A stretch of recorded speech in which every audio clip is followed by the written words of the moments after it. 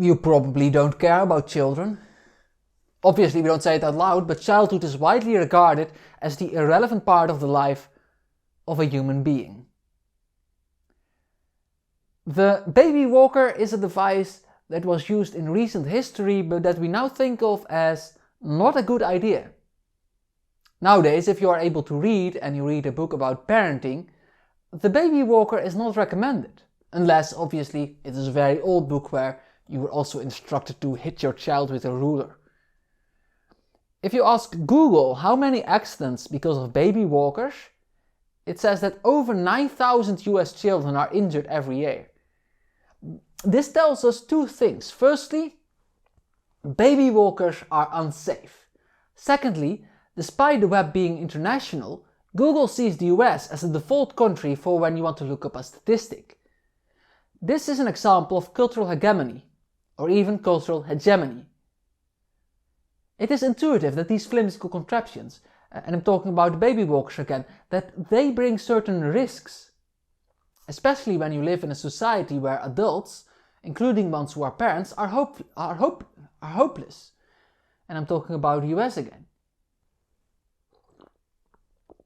More autonomy means there's a necessity for more supervision, which means that the parent needs to parent more, which they might not be good at or care for, if you know what I mean. And your child might walk right into, for example, the fireplace. Why then and for what reason were these things commonplace?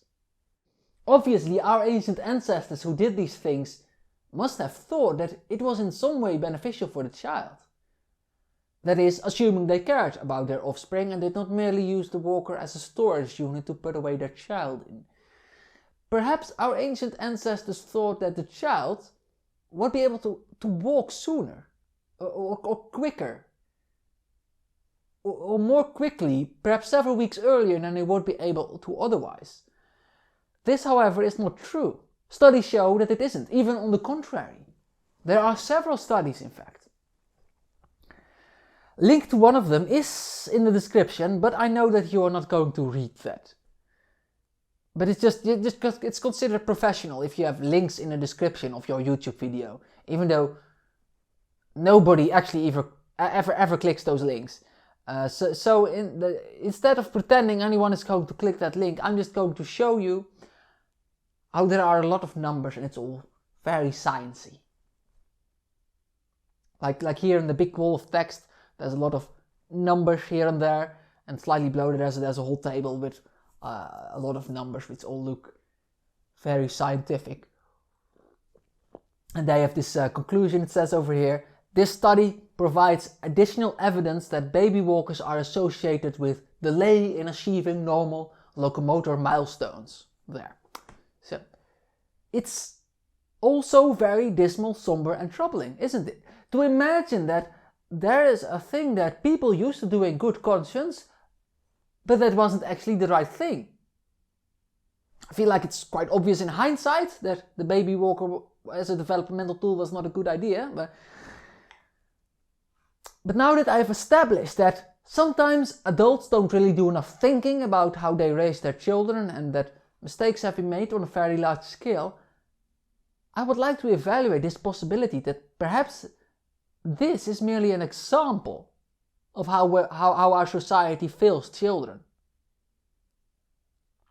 Let's say, for example, that hypothetically the baby walker was indeed an effective tool to teach children to walk. Let's say, for example, that the baby walker allows a child to walk 3 months earlier. Would you say that the risks that a baby walker brings would then be worth it?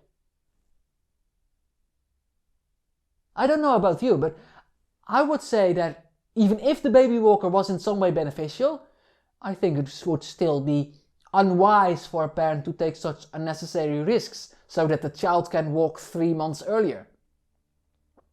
If you think it's worth it, what are your values? So, and you might have already anticipated that this is where I was going. What about going to school? Do you really think that is worth it? Obviously, I'm mostly talking about secondary education, not primary school, as primary school is a lot more relaxed in most cultures. More so than with the baby walker, the damage that is done by sending your children to school is very apparent. While there surely are exceptions, school makes a lot of children depressed and overworked. And that, I think, should raise the inevitable question of if we indeed think that this is a price worth paying, assuming that our school system is even actually effective in the first place in making us smarter. I think the answer should be no. Being a little more intellectually capable is not worth an incomplete or even a horrible childhood. It makes no sense to subject a child as young as 12 years old to what is essentially a full-time job, or even more. How are intellectuals and politicians so surprised that mental health amongst children is so bad? Is it really hard to imagine that being a child and acting like one is perhaps, just like crawling, an essential part of development? Why the actual miserable megafuck would you yeet your child into a life of all work and no play when they are only 12 years old? Do you think that they should have finished their childhood by then or what? Do you really not understand that there is way more to mental development than just learning? I think the mistake our ancestors made with the baby walker is actually very understandable in comparison. And I hope that one day our present day education system will have become a weird bizarrity of the past. School is not only harmful in the sense that being depressed and overworked during your formative years obviously fucks you up.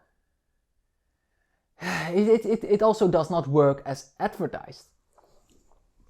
If I gave you your exams today, would you still be able to do it? Surely you wouldn't. Perhaps not even with a refresher course beforehand. But you might say, school teaches you to think. That's a phrase I sometimes hear. But it doesn't make sense. I rarely encounter anyone who is able to think well. I think I don't know anyone who is good at thinking. I don't know anyone who is so good at thinking that you would guess that there were 6 years of immense training to get them at that level. You know, the school teaches you to think idea is just a cheap defection. Because I understand that school played a role in the development of my brain as it ended up. But it was not nearly a development on the level that would have made the years worth it. Likely not even the level of development that my own interests and ambitions could have produced on their own just the same.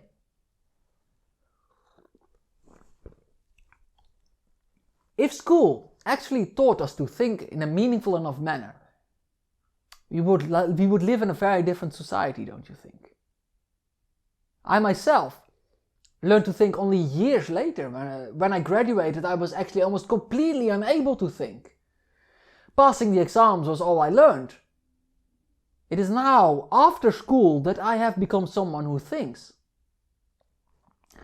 And what I think is that our childhood is our foundation.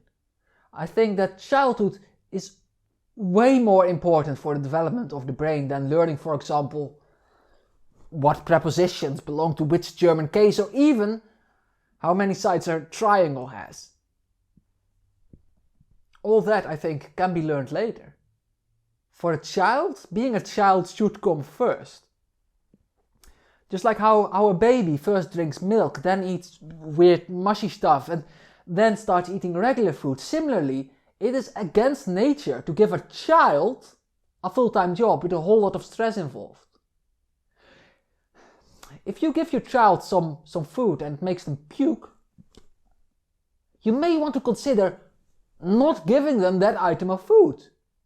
Similarly, if you send your child to school and it makes them depressed, you may want to consider not doing that to them. It is infuriatingly obvious. What I would propose is a 3-day school week with no homework and certainly no pressure of any kind. Perhaps that means that some, or even most of them, will learn less. But that is also not where my values are. My values are first and foremost that every child is capable of being an actual child and be happy. That is a luxury our current education system does not provide.